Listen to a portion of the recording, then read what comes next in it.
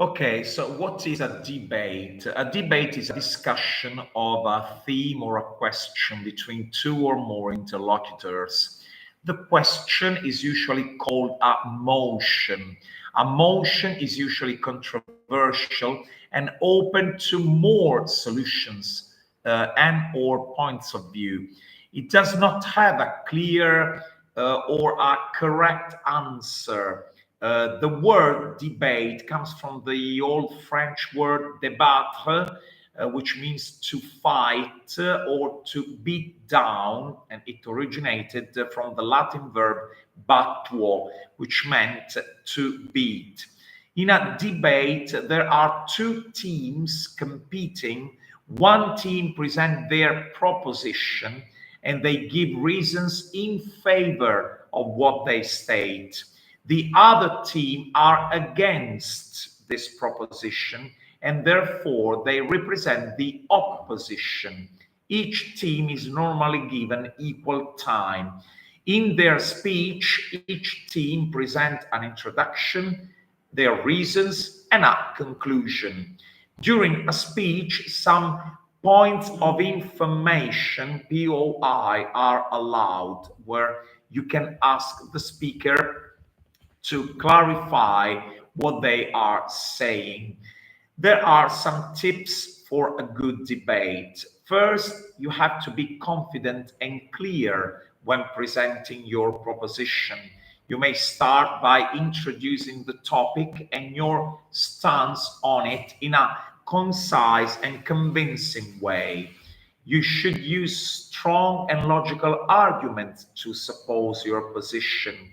You may begin each argument with a connector, such as firstly, secondly, or furthermore, to help structure your points effectively.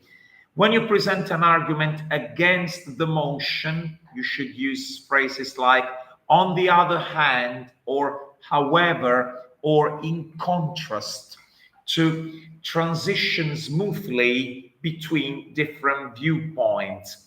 When you pose a point of information, a POI, to the speaker, that is, when you pose a question to the speaker, you should use expressions like, may I interrupt with a point of information, or can you clarify your stance on a definite argument?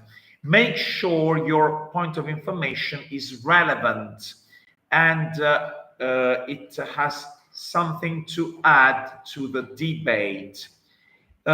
You should practice active listening and respond to counter arguments effectively. You should use persuasive language, examples, and statistics to strengthen your arguments and make your points more convincing to the audience. There are some useful expressions you may use.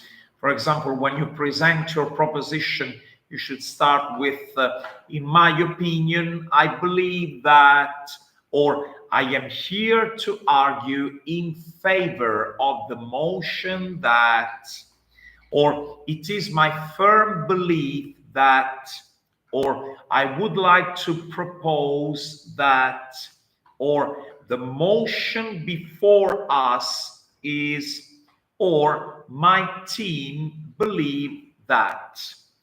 Then you may use connectors or phrases for presenting arguments for or against a motion.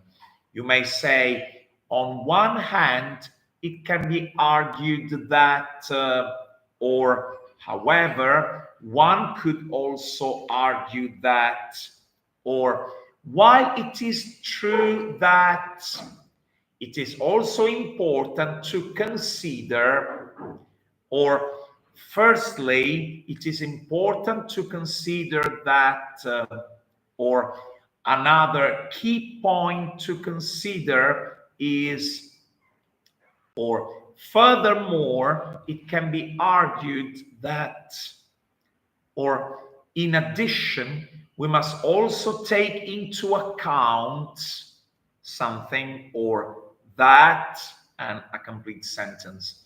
Or on the other hand, it must be noted that with a complete sentence, or it is crucial to point out that, or however, we cannot ignore the fact that, or additionally, it is important to consider something or that and a complete sentence. What about the points of information, the question you may pose to the speaker? Of course, it has to be a polite question and a relevant question. You may start by saying, could you clarify your point about, or can you provide evidence to support your claim? Or how do you respond to the counter argument that, and you present your counter argument and you ask, how do you respond to this argument, counter argument? Or would the speaker care to elaborate on something? Or could the speaker clarify their position on? Remember, you don't ever have to say, did you say that you are in favor of vaccines? Because the speaker would just say yes or no. So it's not a good way of posing a point of information. You always have to ask the speaker for a complete argument to your counter argument. Remember to be respectful, and you have to stick to the topic. It has to be relevant. Remember to be polite and confident, self-confident when you deliver your debate or when you pose your point of information. Now, let us try some debates. A possible statement: fake news go viral thanks to influencers supported by big companies for commercial reasons and profit. So, some information against social networks. Lack of credibility. It is difficult to verify the authenticity of information shared on social networks, leading to the spread of false and misleading information. Second, manipulation of public opinion. Fake news can be used as a tool to manipulate public opinion and sway people's beliefs in a certain direction. Thirdly, damage to reputations. Individuals and organizations can be unfairly targeted with fake news on social networks, resulting in damage to their reputations and livelihoods, their life. Erosion of trust. The prevalence of fake news on social networks can erode trust in traditional media sources and institutions.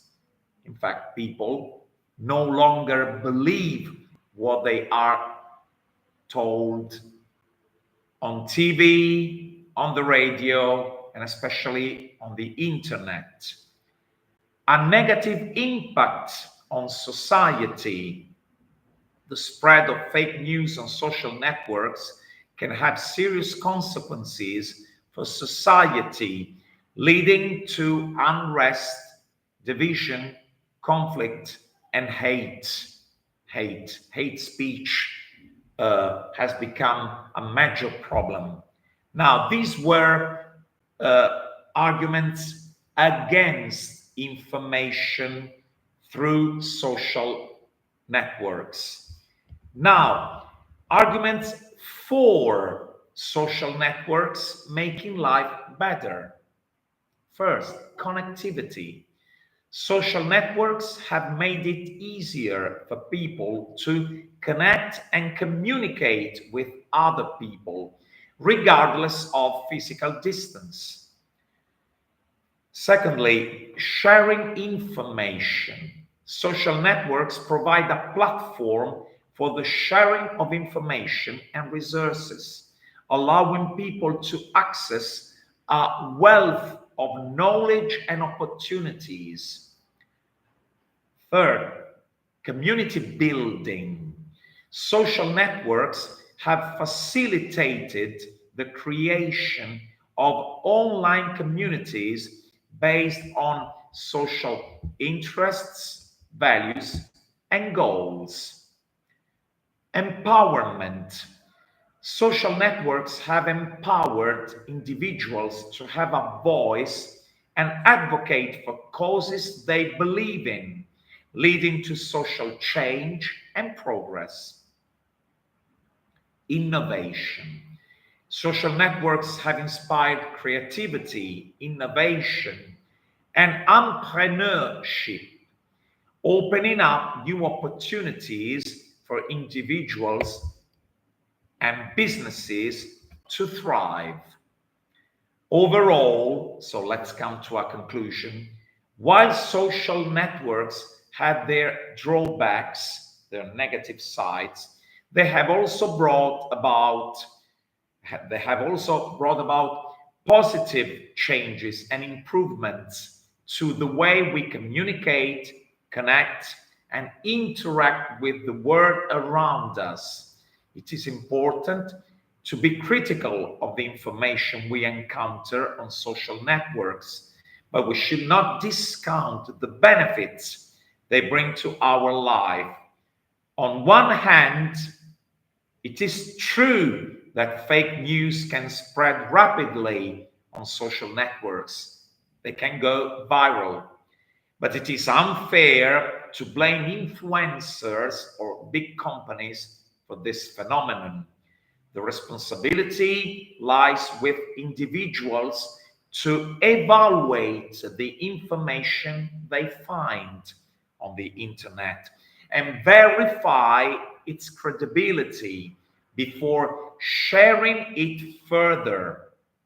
Social networks have brought about many positive changes to our lives, and it's up to us to use to profit from their potential for good while guarding against the spread of misinformation.